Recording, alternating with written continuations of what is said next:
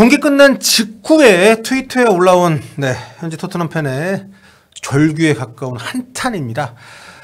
매경기 이름, 경기 시작, 흐름 이름, 선제골 허용함, 흐름 더 이름, 잠깐 버팀, 하프타임, 후반전 화이팅하며 시작함, 그러다 실점함, 경기 끝남, 손흥민 미안해 인터뷰함, 엔지 감독 기분 상한 얼굴로 무례한 말투로 부상타심 인터뷰, 다시 반복.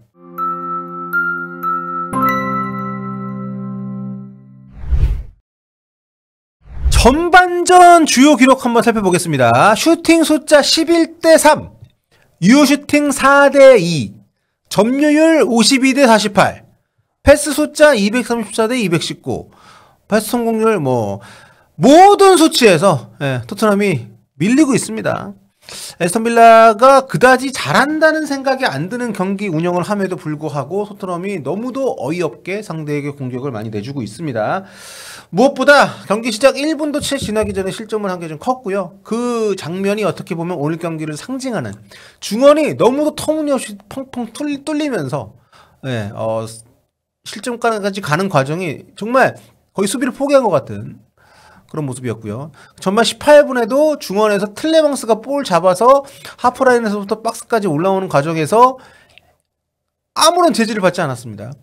토트넘 선수들이 의도적으로 태업할 리는 없다고 생각합니다. 근데 그렇게 보일 정도로 전혀 이거 압박도 없고 체력이 떨어져서일 수도 있겠습니다만, 팀적으로 어떤 영역에 그 상대 선수가 들어왔을 때 누가 어디서부터 어디까지 책임을 지고, 또 동료가 올라가 있을 때는 그 자리를 다른 선수가 와서 메워주고, 이런 식의 약속된 플레이가 전혀 없는 팀처럼 계속 경기를 했기 때문에 정말 0대1로 끝난 것이 너무 다행스러운 그런 전반전이었고요.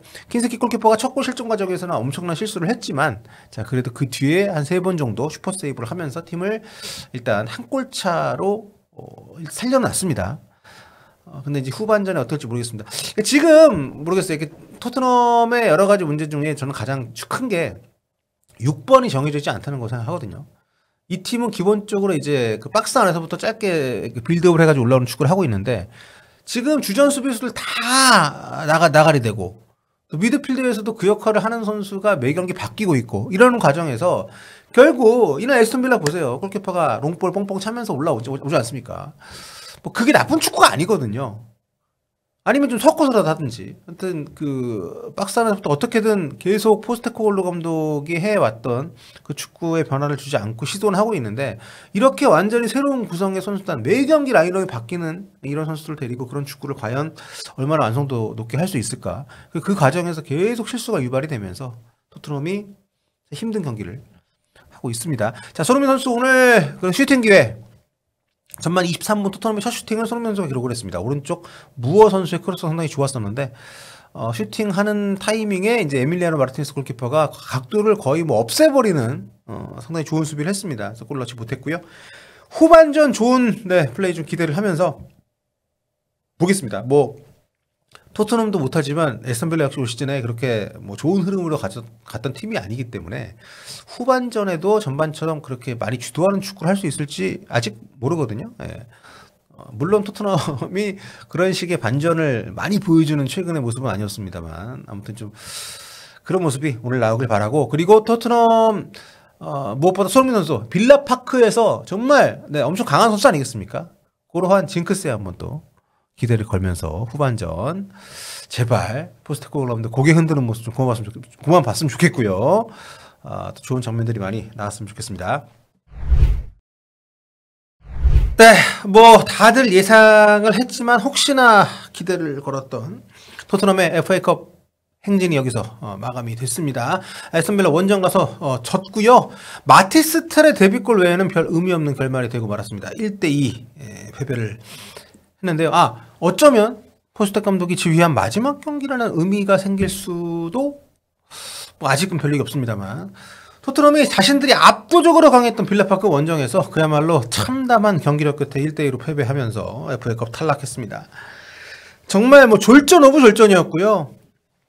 앞서 소개해드렸던 그 토트넘 팬의 자조적인 트윗 내용처럼 정말 어쩜 이렇게 매번 같은 패턴으로 반복이 되는 것인지, 그리고 그 와중에 팀은 점점 더 우하향 곡선을 그리면서 가고 있고, 감독은 매번 똑같은 핑계를 대고 있는지, 그리고 왜 그렇게 주머니에 손 놓고 팔짱 끼고 남의 경기 보듯이 보는 그 모습도 참, 네, 안타깝고요. 예. 아무튼 뭐 더 이상 부상은 실드가 될 수 없는 팀으로 추락을 해버렸습니다. 늘 말씀드립니다만 경기 중에 내리는 판단이나 교체 같은 것들이 잘 먹히지 않아요. 그리고 이제 그 스타팅 라인업을 매번 부상 때문에 어쩔 수 없이 바꾸고 있는데 그게 그냥 갈아 끼워 넣기식이고 상대에 따른 어떤 맞춤 전략이라든가 이런 게 전혀 없는 팀이니까 안타까울 뿐입니다. 막판에 열심히 몰아쳐가지고 슈팅 숫자나 이런 거 좀 수치는 좀 올렸어요. 기록은 풀타임 기록을 보면 전반전 비해서는 많이 격차를 좁혔습니다. 슈팅도 16대 11, 유효슈팅 7대 3, 골대 때린 것도 이제 1대 0, 점유율도 52대 48 이렇게 토트넘은 다 밀렸습니다. 다른 기록 이런 기록들의 숫자는 늘어났지만 그게 큰 의미가 없습니다. 이거 그냥 눈 가리고 아웅이고요.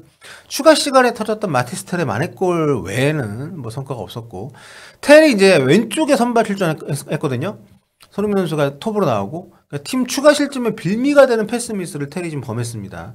그런데 이제 후반 한 30분 좀 되기 전부터 중앙으로 이동을 해서 손흥민 선수가 위치를 바꿨어요. 그러면서 텔이 조금 더 나았죠. 예.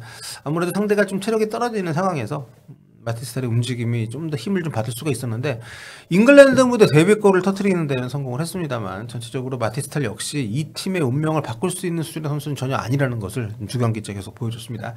뭐 그게 전부였고 이날 시합은 오히려 빌라한테 4골 5골 먹고 질 수도 있는 그래도 전혀 이상하지 않은 그런 경기였기 때문에 한 골차 패배가 굉장히 신기하게 느껴질 정도의 그런 경기였습니다.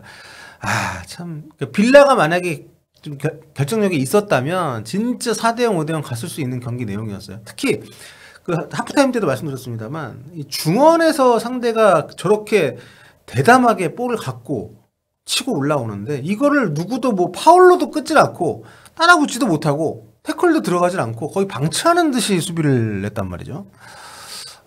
이런 경기가 좀 또 반복이 된다면 그 이제 심각하게 의구심이 들 만큼 물론 후반전에 어느 정도 좀 회복을 하긴 했습니다만 올 시즌 에이스로 불리고 있는 클루세스키 선수가 체력 고갈 때문인지 매 경기 좀 거의 존재감이 없는 상황들이 많습니다. 오늘도 어시스트를 기록하긴 했습니다만 전체적으로 좀 눈에 많이 띄진 않았고요. 손흥민 선수 역시 탑폼이 지금 안 나오고 있습니다.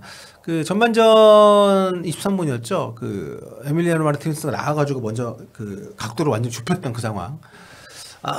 뭐 넣기 쉽지 않은 상황이긴 하지만 그게 XG 값이 0.3가 나왔더라고요. 근데 전성기 때 손흥민이었다면 다른 선택을 할 수도 있었을 거라는 생각이 좀 드는. 그만큼 우리가 뭘 기대해도 그 이상을 보여줬던 그 시절의 손흥민하고는 차이가 있는 건 분명합니다. 뭐 체력적으로도 거의 지금 갈리고 있고 또 같이 뛰고 있는 선수들의 레벨 자체가 많이 떨어졌잖아요. 게다가 좀 주전 선수들 같은 경우는 체력도 많이 좀 고갈이 됐기 때문에 전체적으로 팀이 어려운 상황에서 손흥민 선수 역시 힘을 받기가 힘든 그런 경기였습니다. 전체적으로 팀 상황이 참 안 좋은데 그래도 계속 박스 안에서 짧은 패스로 빌드업을 시도하려고 하는 이게 감독이 세우는 원칙인 거죠. 이 팀은 우리는 그렇게 낮은 위치에서부터 그 빌드업을 하고 또 상대가 볼을 갖고 있을 때는 정말 높은 위치에서부터 강력한 그 압박 축구를 펼치는 프레싱을 들어가는 이게 이제 포스테코글루 감독의 어떤 본령인데 그거를 지금 이탈자도 많고 체력도 고갈이 되고 상대팀 뭐 전술도 바뀌고 이런 거에 전혀 개의치 않고 그거를 계속 무한 반복을 하고 있습니다. 그러다 보니까 특히 이제 후방 빌드업 같은 경우에 박스 안에서 계속 짧은 패스로 나오려고 하는데 상대가 이제 다 알잖아요. 이 포스테코글루는 그런 축구를 하지만 또 변화도 안 준다. 계속 주구장창 그게 못 나오는 거야. 그러니까 계속 무한루프처럼 자기 진영에서만 축구가 됩니다. 거기서 볼을 줬다 뺏었다 하는 거지. 근데 이게 무슨 의미가 있냐. 팀 상황하고 어울리지 않는 기존 전술을 그거를 최고 수준으로 구현할 수 있는 선수들이 모두 이탈한 상황에서 이거를 지금 당장 1승이 중요한 이런 경기들이 이어지고 있는데 이걸 계속 강조를 하면서 범실 많아지고 이런 거 리스크를 계속 감수하는 게 좀 이해가 안 된다는 생각이 계속 들었고요.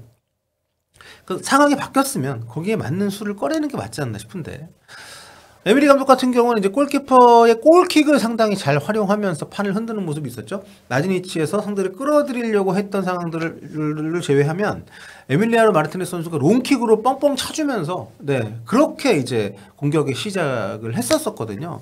근데 그게 나쁜 게 아니에요.